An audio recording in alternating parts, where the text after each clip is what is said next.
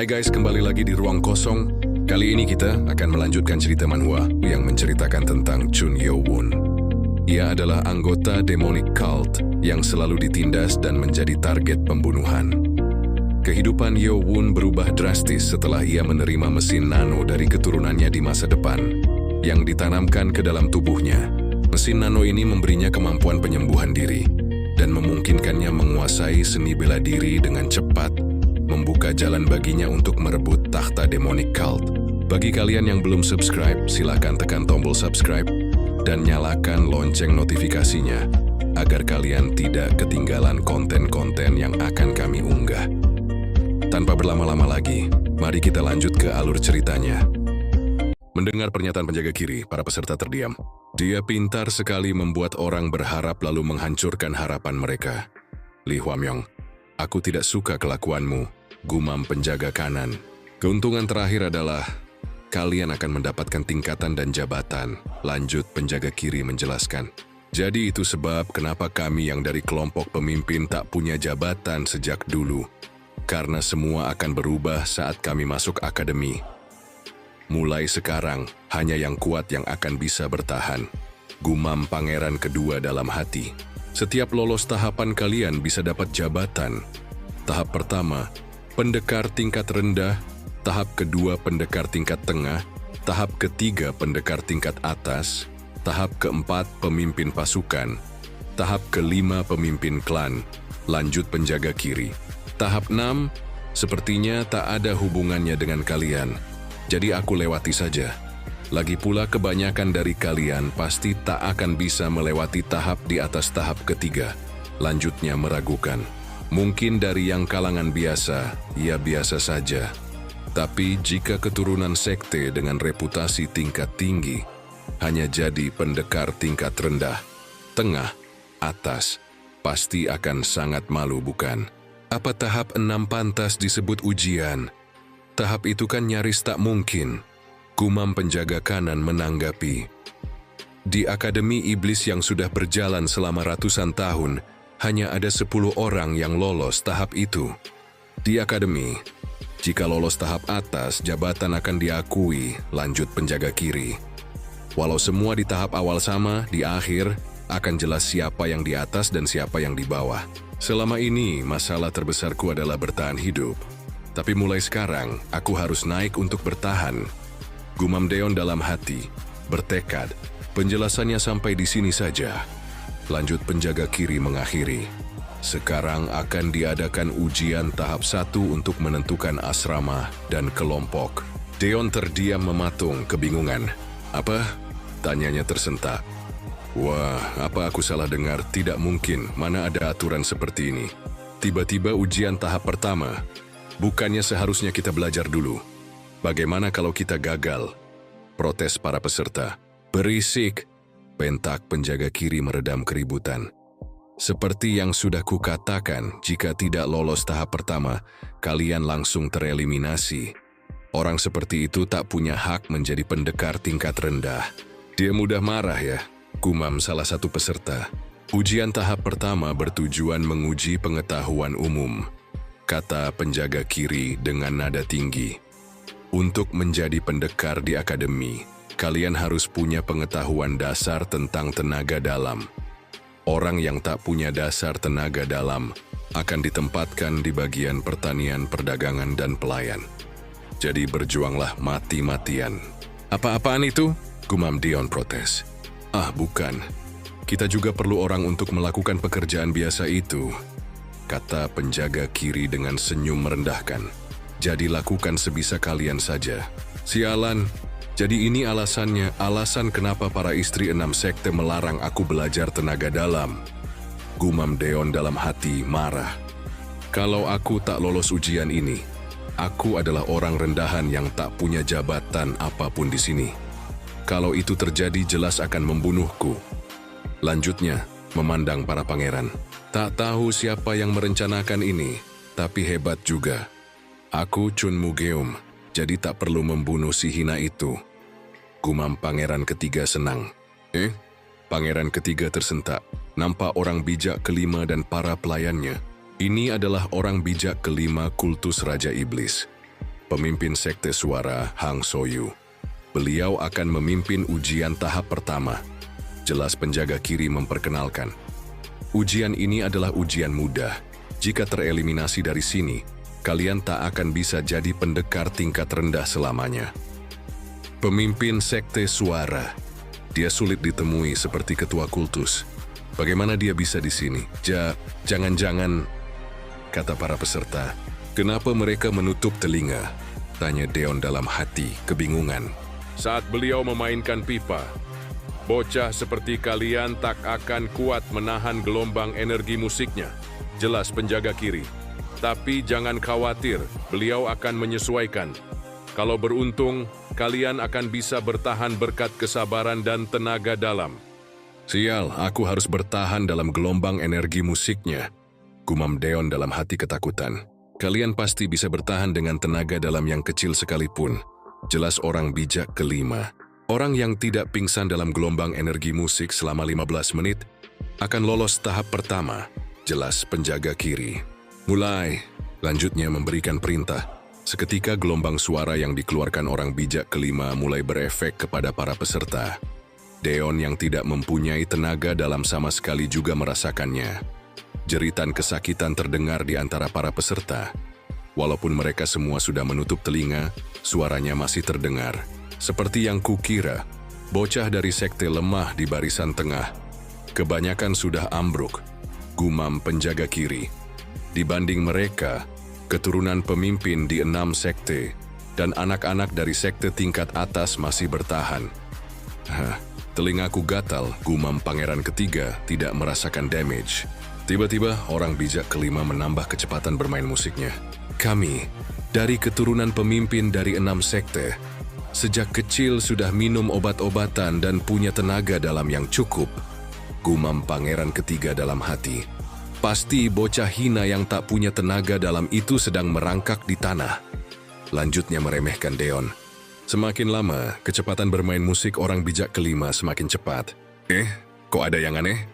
Gumam para peserta merasakan gelombang suara yang semakin cepat. Dengan wajah kesalnya, orang bijak kelima menambah kecepatannya. Kecepatan beliau memainkan pipa terus meningkat. Gumam putri ke-6 dalam hati. Lagi dan lagi orang bijak kelima menambah kecepatannya. Para peserta berteriak kesakitan dan tidak kuat menahan tekanan itu. Teriak para peserta menahan kesakitan. Kenapa? Gumam para peserta dalam hati. Kenapa dia tidak juga roboh? Tanya orang bijak kelima tercengang kesal. Chun Yowon lanjutnya. Ada apa? Gumam Deon dalam hati tak merasakan apa-apa. Setengah orang yang ada di depanku sudah tersungkur. Apa mereka mengalami luka dalam? Tapi kenapa aku baik-baik saja? Tanyanya, merasa aneh. Di gelombang suara pipa ada gelombang frekuensi tinggi dan rendah yang dahsyat. Jelas Nano menyela kebingungan Deon. Ini berpotensi menimbulkan kerusakan di tubuh Tuan. Jadi saya memblokir gelombang suara dengan mode penghalang darurat. Nano, ternyata kamu membuatku tidak bisa mendengarnya. Tanya Deon memastikan. Benar, saya menghentikan sementara bagian tubuh yang mendeteksi suara dan memblokir tekanan dari luar. Balas Nano menjelaskan. Lalu, bagaimana aku bisa mendengar suaramu? Tanya Deon. Saya menyampaikan informasi langsung ke otak besar Tuan. Balas Nano. Dari atas podium orang bijak kelima menatap tajam Deon dengan penuh kebencian. Deon yang menyadari itu merasa tidak enak. Nano, apa tatapan garang itu tak bisa diblokir juga? Tanya Deon bercanda. Apa Anda mau memblokir pandangan? Tanya Nano. Tidak usah. Balas Deon kecut. Aku merasakan rasa buru-buru di permainan pipanya. Gumam penjaga kiri dalam hati. Kekuatan dalam gelombangnya pun semakin kuat. Ini akan sulit diterima mereka yang punya tenaga dalam kurang dari 20 tahun. Benar, dia penyebabnya. Kudengar dia tidak punya tenaga dalam, tapi sepertinya kabar itu salah. Dia bertahan tanpa gerakan apapun. Ini adalah ujian tahap pertama paling menarik sejak aku jadi pemimpin akademi. Aku penasaran sampai mana bocah itu bertahan.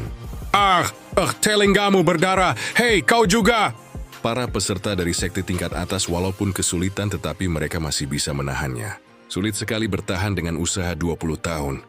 Sedikit lagi 15 menit selesai. gumam salah satu peserta. Bertahanlah, aku harus menjaga harga diri sekte tingkat atas, gumam peserta lainnya. Kenapa pemimpin memainkan musik sekeras ini, ya? Tanya pangeran ketiga dalam benaknya, merasakan keanehan. Melihat ekspresinya beliau sangat marah. Jangan-jangan, dia menyadari sesuatu dan menoleh ke belakang. Lanjutnya tersentak kaget. Ada apa? Kenapa dia kaget? Gumam pangeran pertama. Kalau salah bergerak saat mengerahkan energi, bisa gawat. Sebenarnya ada apa di belakang? Gumam putri ke-6 menanggapi. Semua peserta menoleh ke belakang, melihat ke arah Deon. Seketika para pangeran dan peserta lain merasa tidak percaya dan kesal. Bagaimana bisa? Bagaimana bisa bocah yang tak punya tenaga dalam itu santai-santai saja? Dia tidak kelihatan kesulitan sama sekali. Bocah brengsek itu, ternyata dia punya energi dalam. Nano, kalau aku tidak salah lihat orang-orang itu dan pemimpin sedang marah, ya? Tanya Deon. Menganalisis pergerakan otot wajah, jawab Nano. Otot wajahnya menunjukkan perasaan jengkel, kaget, kesal, dan marah. Aku tak begitu merasakan karena tak mendengar suaranya. Tapi ternyata kebencian terlihat jelas. Pasti harga diri mereka hancur. Mengira aku tidak punya tenaga dalam tapi bisa bertahan. Kalau aku melewati ujian tahap pertama dengan lancar, tak akan ada yang percaya kalau aku tidak punya tenaga dalam. Gumam Deon dalam hati. Nano, apa kamu bisa membuat luka dalam? Tanya Deon. Apa maksud Anda melukai organ tubuh? Tanya Nano memastikan. Iya, balas Deon. Bisa. Tapi ini bisa merusak organ tubuh dan saya tidak merekomendasikannya. Balas Nano memperingatkan. Tak masalah.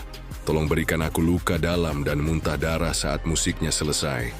Balas Deon menyanggupi. Menjalankan perusakan organ dalam tubuh sesuai perintah Tuan. Jelas Nano memulai. Sebentar lagi 15 menit berakhir. Gumam orang bijak ke-5 dengan kesal. Tapi bocah 15 tahun itu bertahan dengan santainya. Jika berakhir seperti ini, aku bisa kehilangan muka. Cobalah bertahan mendengar musik dengan energi separuh tubuhku. Lanjutnya, menambah kecepatan musiknya. Ini bahaya. Gumam penjaga kiri khawatir.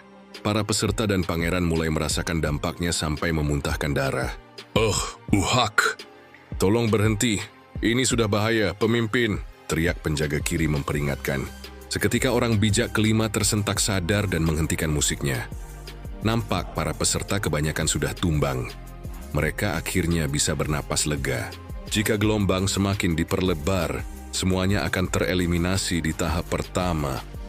Gumam penjaga kanan menanggapi. Kenapa orang bijak ke-5 di akademi ini bisa main kotor begitu ya? Sial, ada apa denganku? Aku tak bisa menahan amarahku pada bocah kecil itu dan menyerang dengan setengah tenagaku. Gumam orang bijak ke-5 menyesal. Ini karena bocah rendahan yang melanggar janji dengan 6 sekte untuk tidak belajar tenaga dalam. Semuanya karena Chun Yeo-won. Lanjutnya menyalahkan Deon. Reno yang sudah menjalankan proses perusakan pada organ dalam Deon. Deon mulai merasakannya, dan tiba-tiba muntah darah dengan cukup banyak. Penjaga kiri dan orang bijak ke-5 sangat terkejut, begitu juga pangeran ketiga. Apalagi itu? Gumam pangeran ketiga terkejut. Ada apa? Kenapa dia muntah darah banyak sekali? Apa dia akan mati? Kata para peserta lain merasa aneh dan terkejut. Nano, kamu, kata Deon tak menyangka akan separah itu. Saya sudah menjalankan program yang Anda perintahkan. Saya merusak sekitar 30% organ dalam tubuh, menyebabkan darah mengalir kembali sebanyak mungkin, timpal Nano.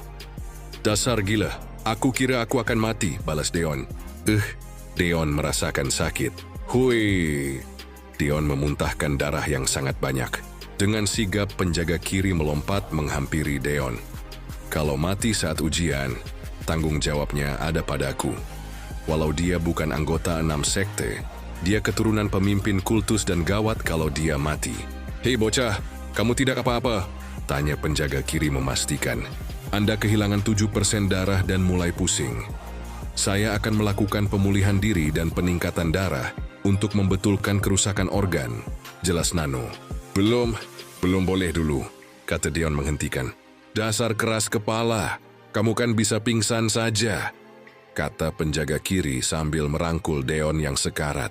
Tuan, keadaannya bahaya, kata Nano memperingatkan. Sedikit lagi, tunggu sebentar lagi, balas Deon menghentikan. Berapa banyak tenaga dalamnya sampai dia bisa bertahan? Tanya penjaga kiri dalam benaknya, sambil memeriksa keadaan Deon. Penjaga kiri terkejut. Dia tak punya tenaga dalam sama sekali. Dia sudah gila. Dia sudah benar-benar gila. Aku tak berharap apa-apa karena dia adalah pangeran ketujuh yang sial. Tapi dia lolos ujian tahap pertama tanpa energi dalam dan hanya dengan kekuatan pikiran. Penjaga kiri memanggil bawahannya. Bawa dia ke ruang kesehatan akademi. Setelah Deon selesai diperiksa oleh penjaga kiri, cepat sembuhkan aku, Nano, pinta Deon sekarat. Orang bijak kelima melihat Deon dan bertanya-tanya. Bocah yang bertahan mendengar energi musik pipaku, ternyata luka dalamnya parah. Gumam orang bijak kelima dalam hati. Pemimpin Anda sudah berlebihan, kata penjaga kiri menyalahkan. Apa maksudmu? Balas orang bijak kelima. Anda membuatnya hampir mati. Timpal penjaga kiri menghela napas. Apa tenaga dalam di tubuh anak itu sangat rendah? Tanya orang bijak kelima. Dia tidak punya tenaga dalam sama sekali, balas penjaga kiri. Aku coba merangsang energinya, tapi tak ada tenaga dalam sama sekali. Dia menjaga janjinya. Tidak mungkin, balas orang bijak kelima tersentak. Tidak mungkin dia bisa bertahan dari gelombang musikku tanpa tenaga dalam. Kalau dia tidak punya tenaga dalam, dia seharusnya sudah pingsan seperti mereka. Dia terluka dalam dengan parah, dan dia bertahan hanya dengan tekadnya, timpal penjaga kiri. Apa? Hanya dengan kekuatan tekad, balas orang bijak kelima. Kekuatan tekadnya itu sangat menyeramkan, balas penjaga kiri. Kalau dia bukan anak haram, aku sudah menjadikannya muridku. Tapi tak ada untungnya bagiku jika berlawanan arus dengan 6 sekte. Sambil meminum araknya, penjaga kanan menyimak ucapan penjaga kiri. Dia bertahan dengan kekuatan tekad? Tanya penjaga kanan, nampak tertarik pada Deon. Seru juga ya. Kamu tak perlu peduli. Lebih baik pergi saja ke pojokan dan minum-minum sana. Timpal penjaga kiri. Hei rambut merah, kau tak perlu berkata begitu supaya aku pergi. Balas penjaga kanan. Pergi sana dasar tukang mabuk, bentak penjaga kiri. Kalau kau bukan penjaga sudah kuhabisi kau. Balas penjaga kanan mengancam. Mulut bau alkohol ini masih terus bicara ya. Di hari itu, kalau saja kau bukan penjaga, kau sudah mati. Timpal penjaga kiri mengerutkan dahi. Apa? Seketika mereka berdua mengeluarkan aura petarungnya. Aura itu juga dirasakan oleh para peserta. Suasananya jadi sangat mencekam, gumam para peserta. Mereka adalah penjaga kiri dan kanan, tambah salah satu pangeran. Aura mereka sampai mengangkat batu-batu di sekitar. Seketika itu juga mereda. Kata penjaga kanan berdecak kesal. Sudahlah, aku pergi dulu, dasar laki-laki kemayu. Balas penjaga kiri berdecak kesal. Mereka ambruk hanya karena gelombang energi seperti itu. Anak zaman sekarang tidak gigih. Dibandingkan dia, Chun Yeo-won. Aku suka bocah itu, lanjut penjaga kanan.